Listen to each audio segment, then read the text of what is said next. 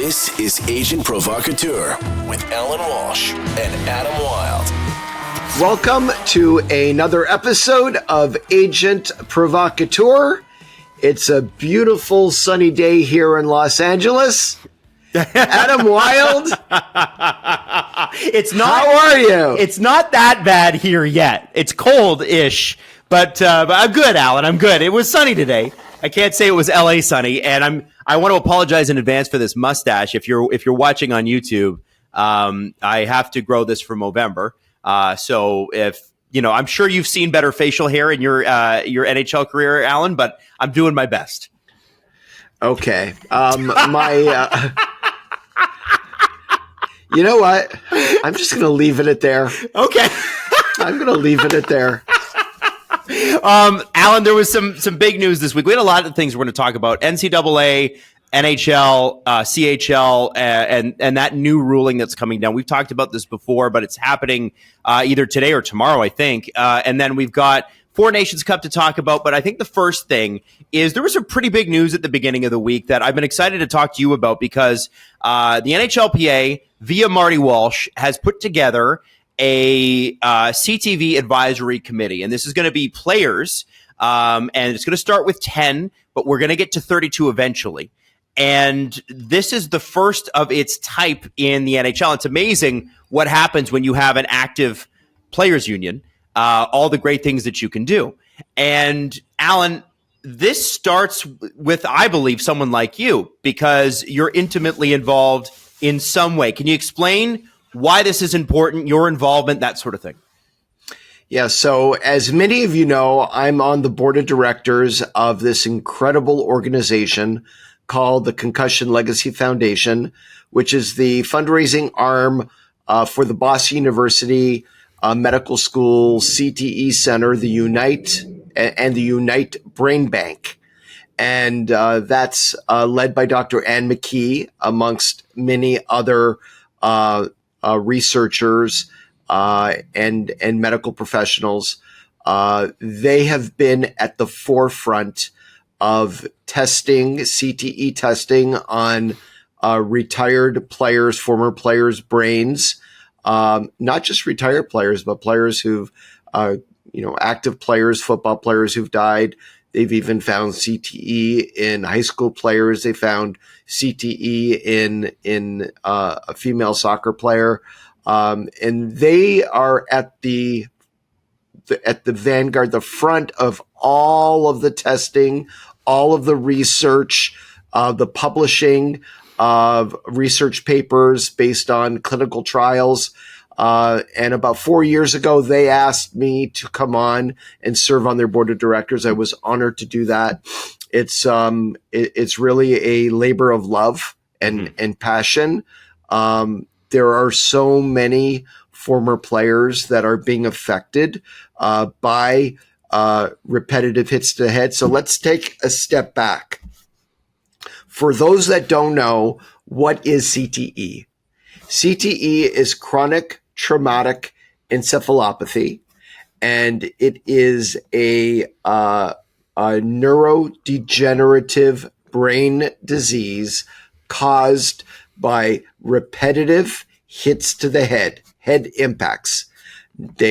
And what's interesting is initially, many of the researchers believed that CTE was caused by the number of concussions a player accumulated over the course of their career.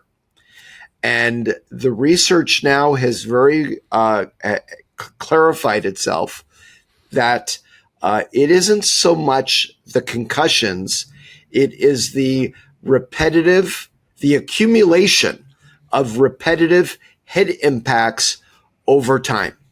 So if you sat with an NFL player or an NHL player and you asked them how many times they've been hit in the head over the course of their career, going all the way back to the very beginning, and thousands, it's these head impacts. And they don't, and none of them, we find CTE now in players who have never had a concussion, but they've had thousands of hit impacts over the course of their career. Not only do we find CTE in athletes who play contact sports, but we also find CTE amongst the military. Right. And it's a huge issue. Soldiers on the battlefield in combat, Navy SEALs who are frequently exposed to the concussion of artillery shells, grenades, firing from automatic weapons, cause shock waves that hit the head and rattle the brain inside the skull, very much like a body check could or a hit in football. Right. And we're finding amongst the military, many have over the last years exhibited CTE-like symptoms. What are the symptoms of CTE? You find anger issues, impulse control issues, a transformation of one's personality, somebody who's been described as gentle and sweet and kind and wouldn't hurt a fly off the ice or off the field, all of a sudden are prone to violence.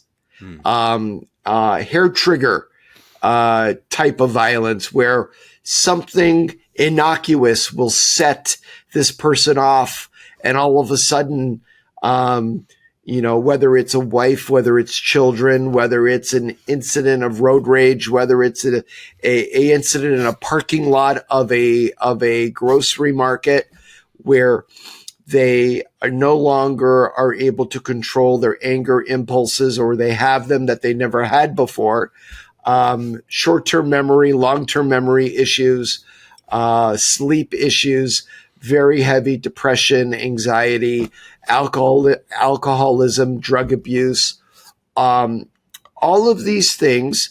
At a certain point in time, the CTE symptoms very much imitate Alzheimer's, where players affected by this horrible disease start losing who they are.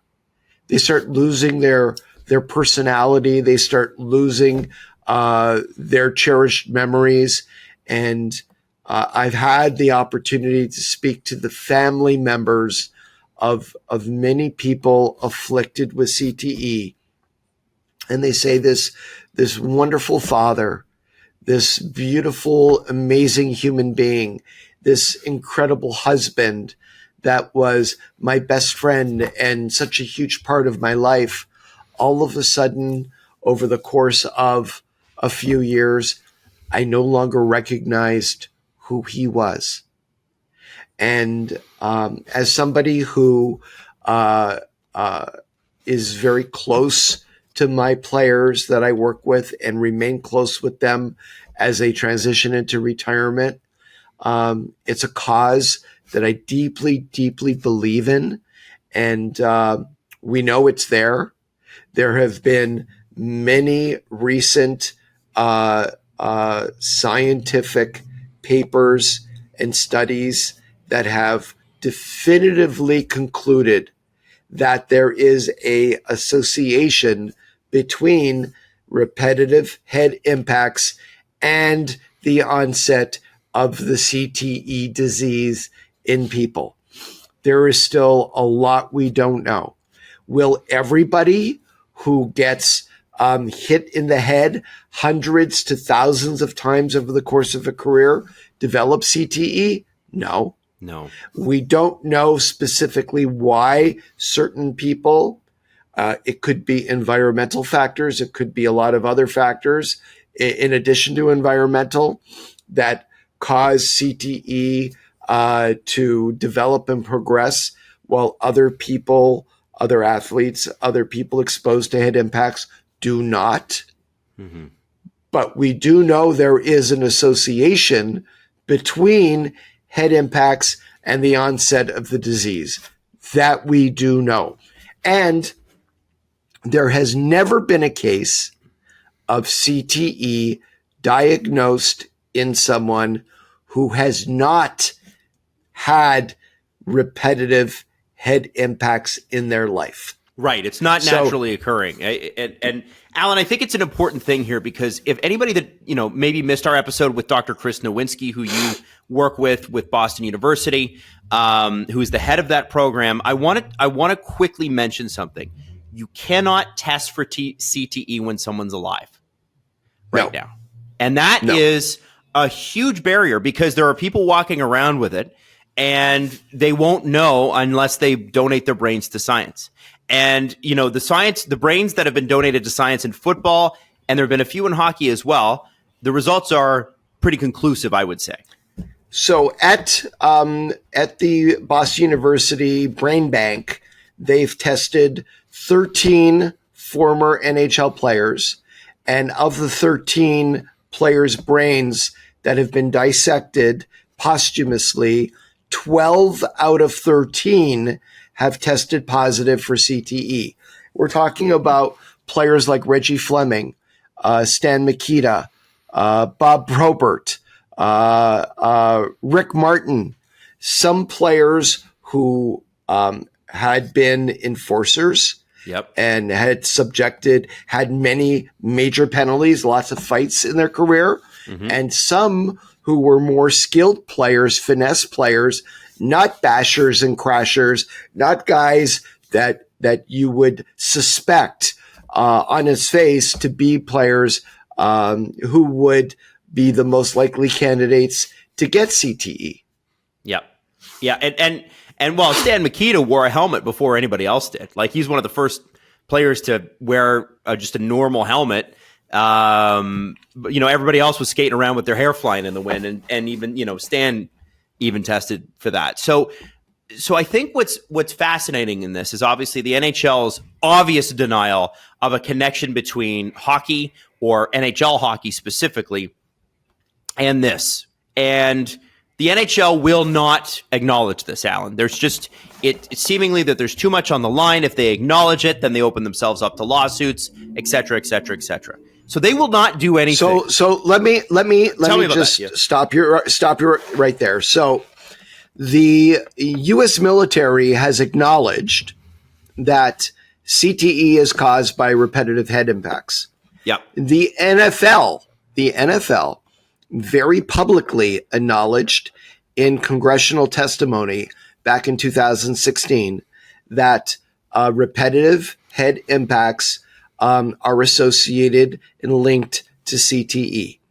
The Canadian government, literally the National Institute of Health, the CDC, literally every major organization and every major sports organization or sports league has acknowledged this, except the NHL.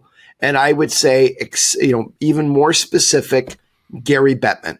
Right. He is the commissioner of the NHL. He calls himself the commissioner. He's the owner's commissioner, not the player's commissioner. But he has been steadfast in leading the CTE denial. And what his standard response is, if you can ever get the question put to him, and as recently as 2023, his standard answer was, well, we need more research. There is no definitive conclusions that could be made from the research. These are all little buzzwords that he likes to throw in there, like definitive. In the world of science, definitive or conclusive are very hard words to prove. Right. But it's a way for him to avoid or cloud the issue that many people are not very well educated on. to have them believe that there is no association or link between hits to the head and CTE, when we know definitively through many of the recent studies that have been published and in peer-reviewed journals that the issue is no longer up for debate. Yeah. There's no longer a debate about whether CTE exists or what causes it. Mm-hmm. There is still a lot we don't know. Yeah. There is still a lot, but to first admit it, that the link exists, and then to take the next step forward and participate in the research and investigate further areas like you mentioned correctly. There is no known test of the living that has broken through science yet that is reliable, but there are several tests going on right now, research studies, ultimately to find a test in the living. Yep. Yep. Okay. Through biomarkers. Okay. And there is thousands of people being registered as we speak to participate in this groundbreaking study that the hope is will end up with a test that can be applied to the living to diagnose CTE, and then come up with treatments to stop the progression of the disease and ultimately to reverse the disease in the living. And that's the goal. That's the gold standard. That's what we're all trying to accomplish. And Gary Bettman is standing in the way of all of that by continuing through buzzwords and euphemisms, standing in the way with his denial of this. The NHL does not participate in any of the studies. So in one sense, he says we need more research, but he's not willing to do any of the research. Right? We need, and these are the players in his league that he speaks, he'll have tears in his eyes talking about the NHL's devotion to player safety and all that they've done. It's all total bullshit. Mm-hmm. It's all a smokescreen for what they don't care about player health, player safety, the future of players. And clearly, by his continued denial of CTE and what causes it, there's no better example of that. Yeah. Yeah. Well, and that's why the PA needs to do something. And that brings us to that, Allan, because you and Marty Walsh were together recently, and you were at an event, and you gave him a particular award, and I kind of wanted you to get into that and explain to people why this council and why that award is a big deal. So the Concussion Legacy Foundation awards annually a person who is at the forefront of the battle against CTE. Last year, Patrice Bergeron, recently retired of the Boston Bruins, received the 2023 Concussion Legacy Foundation Impact Award. And for the 2024 award, the board voted Marty Walsh as the recipient of the award. And we had our annual gala in Boston last Friday night. 400 people attended. Many very high-profile athletes were there in all sports, whether it was NFL, NBA, NHL. Many representatives from the different players' associations were there. many high-profile broadcasters and noted people in the world of sports and the sports industry were there. And I was bestowed the honor to introduce Marty Walsh to the crowd, given that he's the former two-term mayor of Boston and former Secretary of Labor. He didn't really need much introducing, but I was bestowed the honor of introducing him and presenting him with Chris Nowinski with the award. And it was during Marty's remarks after receiving the award where he publicly announced the NHLPA had recently created a player advisory CTE committee. And as you said, currently 10 active NHL players are serving on the committee, and they're hoping to expand that to 32 players. They're going to conduct research, educate themselves. They're going to, in the summer, go into Boston University Medical School and have presentations made on CTE by Dr. Ann McKee and Chris Nowinski. And then they're ultimately going to take all of the information they've been able to accumulate, and whether it's come up with an information program for all NHL players or come up with resources and policy going into collective bargaining. That's for them to do, and they're going to be very active in doing it. The players on the committee, I think, are very, very dedicated and passionate on the issue. And we're finally going to see movement in the NHL world on CTE. And let's talk further about that for a second. Gary Bettman and the NHL has abdicated all leadership in the area of CTE because all they do is deny its existence. Right. Right. And it's very similar to what the tobacco industry did for so many years in denying any link between smoking cigarettes and lung cancer. Right. Right. Everybody knew that, and it's not just everybody knew, all of the studies showed there was a much higher incidence of lung cancer if you smoked than if you didn't. Yes. And the Surgeon General came out and said that, right? The Surgeon General came out with warnings that had to be placed.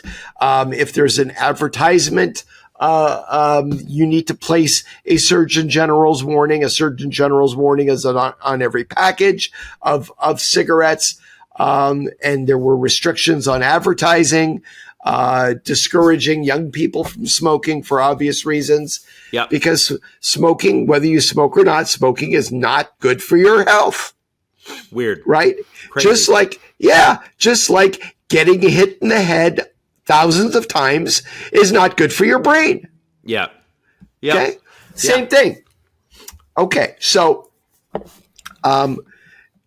now, if you look at the NHL, there have been two recent issues.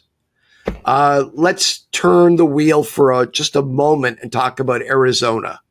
For years, Gary Bettman refused to acknowledge what we all knew, that Arizona, while it could be a good hockey market, but the arena was located in the wrong place for too many years. And that franchise was kept afloat for too many years, playing in Glendale. And then it became an absolute joke, in the sports world, playing in a less than 5,000 seat college arena for 2 years. Right. And the impact on the owners and the league and the players was the loss over 20 years, the loss of hundreds of millions of dollars in hockey-related revenue. Yes. Until finally, Marty Walsh stepped into the void, and at the All-Star game in Toronto last year, said this is no longer tenable for the players. Right. The current situation with the Coyotes playing indefinitely in this college arena is no longer tenable for the players. This cannot go on. And it was that statement where many people were like, whoa, the NHLPA finally took a position publicly. Yes. And that, if Marty Walsh had not said that, when he said that, I believe this year there still would be no Utah Hockey Club, and the Coyotes would still be playing in this shit show situation at ASU. Still. Okay. So it was the first instance where the PA stepped into the void that Gary Bettman had created, took a proactive stance that led to some pretty radical change of policy. And it was then that Gary Bettman realized time was up. Yeah. And he needed to do something, and he did. And we have the Utah Hockey Club, fabulously successful launch, playing in full arenas. There's excitement, enthusiasm in a new market, and that team is going to generate a lot of revenue. And we have a new, healthy, thriving franchise, whereas before we had this unstable ownership, no arena, no prospects of building an arena anytime soon, right? And just a lost franchise. Okay. Yeah, and a lost crazy amount of years. And so when this advisory committee for the PA gets together, it's the CTV advisory committee. What is the goal? What are they going to do? So the goal is to do a lot of research amongst the players on the committee and get educated as to what CTE is, get into the weeds on what causes it, be up to date on the latest developments in testing, treatment, and resources to players, and taking all of this and being the first stop for current NHL players in getting all the information they could possibly want or need, along with where to go if you need any additional information or resources on how to keep your brain as healthy as possible as you navigate through your NHL career. Now it's crazy that doesn't exist. That's crazy. Let me put this into further perspective. Henri Richard, Hall of Famer, Montreal Canadiens legend, younger brother of Rocket Richard, spent the last several years of his life with advanced Alzheimer's. He didn't know who he was, didn't recognize family members, living in a care facility until he withered away and died. And his family proactively agreed upon Henri's death to donate his brain to the BU CTE Center and the Unite Brain Bank for his brain to be tested by Dr. Ann McKee and her team. And that test ultimately discovered CTE, advanced CTE in Henri Richard's brain. Okay? That's what we're talking about. Yeah.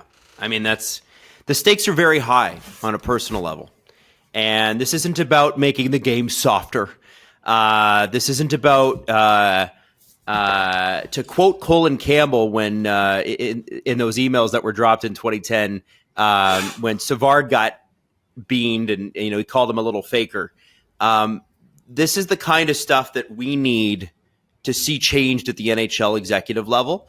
and it's got to be now the PA that takes that lead. And I think, Allan, it's a great first step, and it's great to get the players involved. And one of the names I heard involved, rumored anyway, is Darnell Nurse. How important is it to get players with real significant profile, like a Darnell Nurse, involved in something like this? Well, I think that's key. I think that any player that wants to serve on the committee should have an opportunity to do that. I'm not speaking for the NHLPA, Marty Walsh, or anybody else. It's just my own personal opinion that anybody who wants to serve should be given an opportunity to serve. That's just common sense. And that's sort of the way the union works anyways. But certainly having higher profile players, players who are still with lots of runway left in their careers, who can serve on a committee and be part of it for several years into the future, that's certainly going to be key. Well, I want to say that I'm glad that this is finally happening, and I will be watching very curiously as the years unfold, because the one thing about having this advisory committee is that it will be harder and harder for NHL executives to ignore it at head office, right? Because the media will ask. I mean, that's what we do. We're nosy. Right. So, people are going to be like, hey, what do you think about it? And that's going to make things uncomfortable, and making things uncomfortable is a good thing in a situation like this. Do you have anything else you want to say on it, or can I move topics? It's completely up to you. I just want to make sure that we covered this completely and properly. Yeah, I think that you did a very good job asking all the right questions. Okay. And I think that overall, it's a great development. It's great to see the NHLPA step into the void left when Gary abdicates on issues like Arizona, like CTE. And I would venture to guess that in other areas, and as we ramp up towards collective bargaining, there's going to be lots of other issues for us to comment on in the future. Right. Absolutely. Yes, of course, if we ramp up to collective bargaining, it's going to be a great show as we ramp up to collective bargaining. I'm very excited to hear when those issues come out. I'm going to be very excited to hear your opinions on them. I want to move to the Four Nations Cup, Allan. A lot of people, I think, still, we're all kind of excited, but there isn't the grasping of this that I think that I feel like this tournament's going to arrive. And people are going to say, oh, man, I wasn't expecting it to be this good or this competitive or this exciting. Different from an all-star game, it replaces an all-star game and puts your country in front of everybody. I think there might be some people out there who think, yeah, it's cool, but do they really care if it's not the Olympics or it's not a world championship? What's your sense of that? Well, keep in mind that the last real best on best we've had was the World Cup in 2016. Yes. Right. So it's 8 years.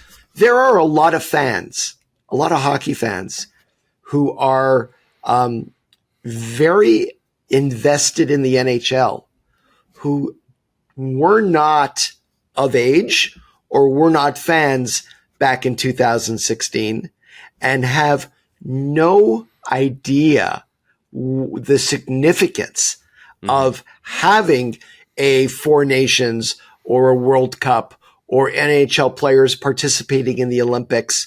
And I think the ramp up to it so far has been kind of muted. There hasn't been as much anticipation building as one might expect. But I think once we get to a week or two before the start of the tournament, and when the NHL stops and the players go into training camps and then head into the games, there is going to be tremendous interest in these games. We're finally going to see the best Canadian players the NHL has against the best players from USA, against Sweden, against Finland. And yes, while, we should see or have a way for the best German players and the best Czech players and the best Slovak players and the best Swiss players to also participate. It's sad that they're not there.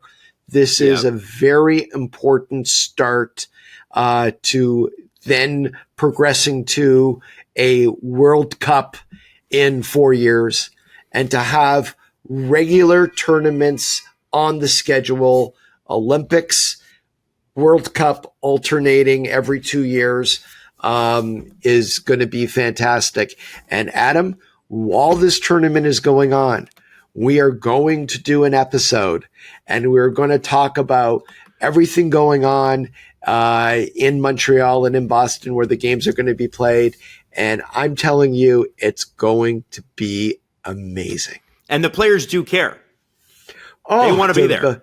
The players want to be there. I've had players say to me, you know what, Allan, I don't care if I even play. Like, if they want me to go there to open and close the doors, I'm willing to do that if it means I get to put my country's jersey on. There's incredible pride, and to have country playing for your country best on best is what the players have been yearning for a long time. And I think the fans are really going to embrace it. We're a month away from those announcements, so very, very exciting. There might be some noted clients. I don't know. Maybe thoughts? Maybe? Very, very possible. Very possible. Okay, that's great. And think, Allan, in a month, how great my mustache will look, right? Nice and filled in and beautiful. I'm resisting the urge to tell you to clean that whatever that you got there under your lip, but the other thing I think we need to talk about, and this is a landmark thing. We've talked about this a little bit before, but I think it's worth explaining again. The NCAA, the CHL, U Sports in Canada.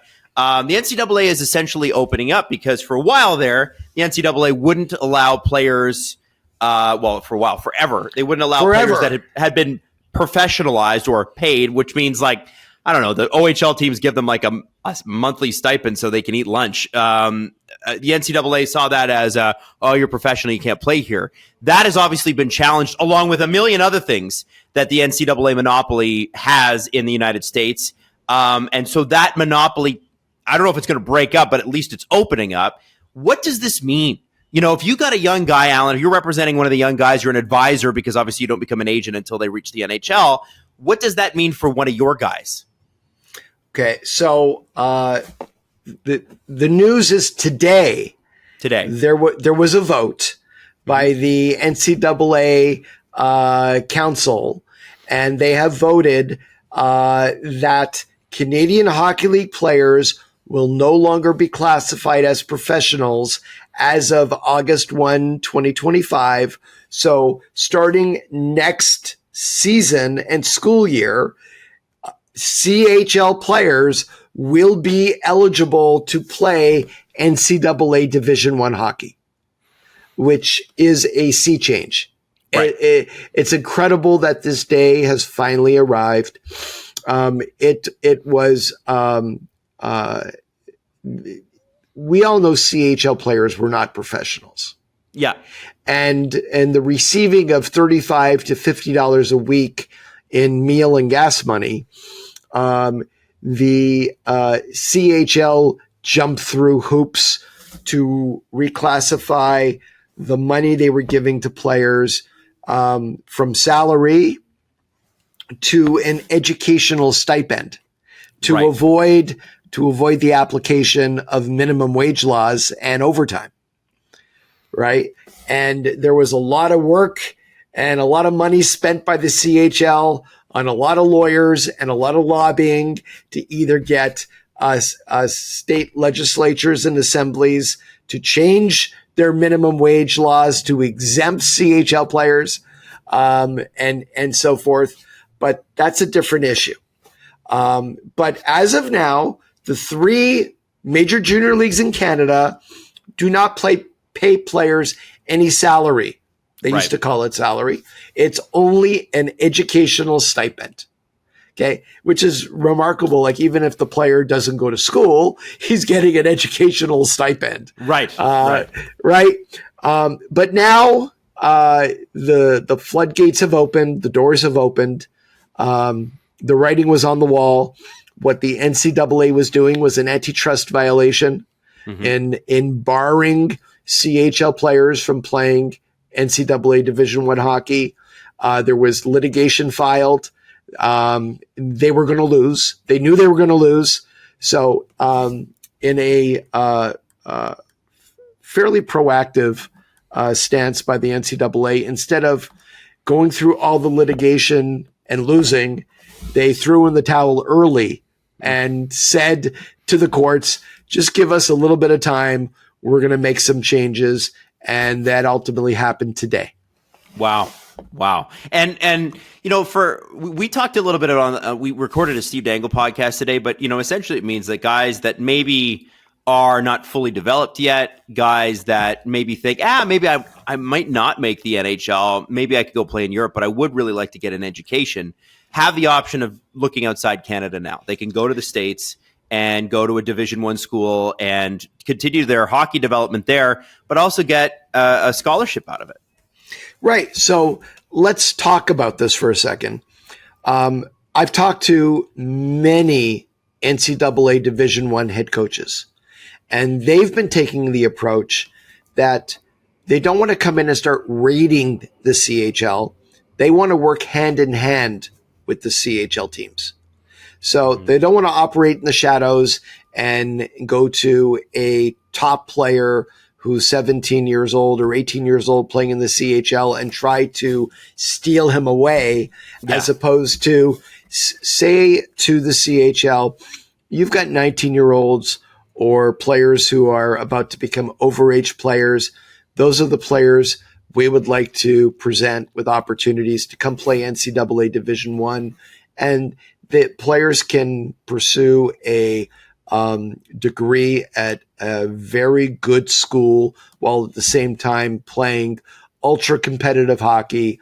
Whereas at 20 years of age, the only options for the player after CHL eligibility had run would either be going to Europe, playing in the East Coast League, or lower level minor league, or going to play Canadian university hockey. Right.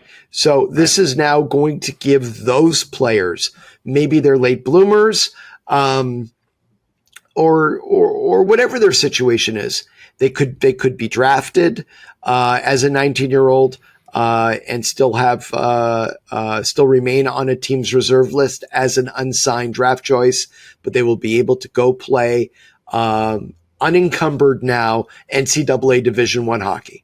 That's very cool. Very, very cool. And, the great thing is that college is developing a lot more NHL players now. A lot of guys who are 19, 20, 21 who are being developed out of there. The other thing that sort of is changing here, and I know it's not directly linked, but I still think it's a worthwhile change to discuss, is players up until, I believe, age 20 used to have to go back to junior if they didn't make the professional club, rather than something like the American Hockey League. And it's specifically like in Toronto, for instance, the Leafs had to, they let Fraser Minton play 9 games last year before sending him back. And then he was, I believe, with the Saskatoon Blades. And so, I think a lot of people question the validity of doing something like that. A guy like Easton Cowan, another Leaf prospect, has scored in 47 straight games in the OHL. Could they not be better served, like 18 and 19-year-old Swedes, Finns, Russians, Czechs, playing against men in the in the best league in the world outside of the NHL, which is the AHL?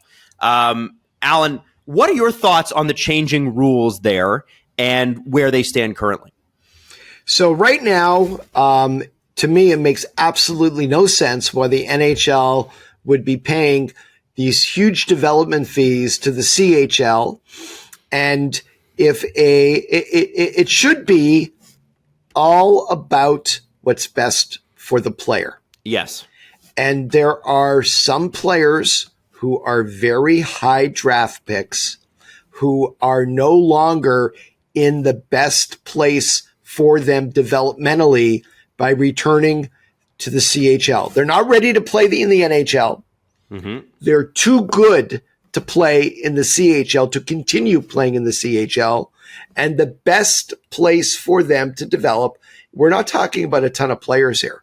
We're talking about maybe one player per organization, maybe two players per organization, maybe no players per organization. But those players being ready to play in the American Hockey League as an 18 or 19-year-old. Right? Currently, they can't. And here's what's so infuriating about it. David Jiricek, 6th overall pick, drafted by Columbus, played in the American Hockey League for Cleveland as an 18-year-old because he was drafted from Europe. Yes. If David Jiricek had come over in his NHL draft year and played in the CHL and drafted to Columbus 6th overall from the CHL, he would be ineligible to play in the American Hockey League the next year. Why? Why would, and if you go to the CHL, we don't care. He's our player and our teams are not losing that player. Right. But what if the best place for the player to be development-wise, and that decision is being made by the NHL team, is to put that player in the American Hockey League? Yeah. All of a sudden, the CHL, which is all about we're the best development league in the world, are go fuck yourself. He's coming back to us. No exceptions. Okay? I have talked to so many NHL GMs who have, why are we doing this? Why are we supporting, we being the NHL, supporting the CHL with millions of dollars in development fees, and we have players in this situation who, for their development, what's best for them, to put them in the American Hockey League. And we're okay coming up with common sense limits. Is it one player per organization at a time? Right. We're not going to take all of the best players from the CHL and put them in the American Hockey League. That's not what we're talking about. That's not the discussion. We're talking about the few best who have shown they don't belong in the CHL anymore.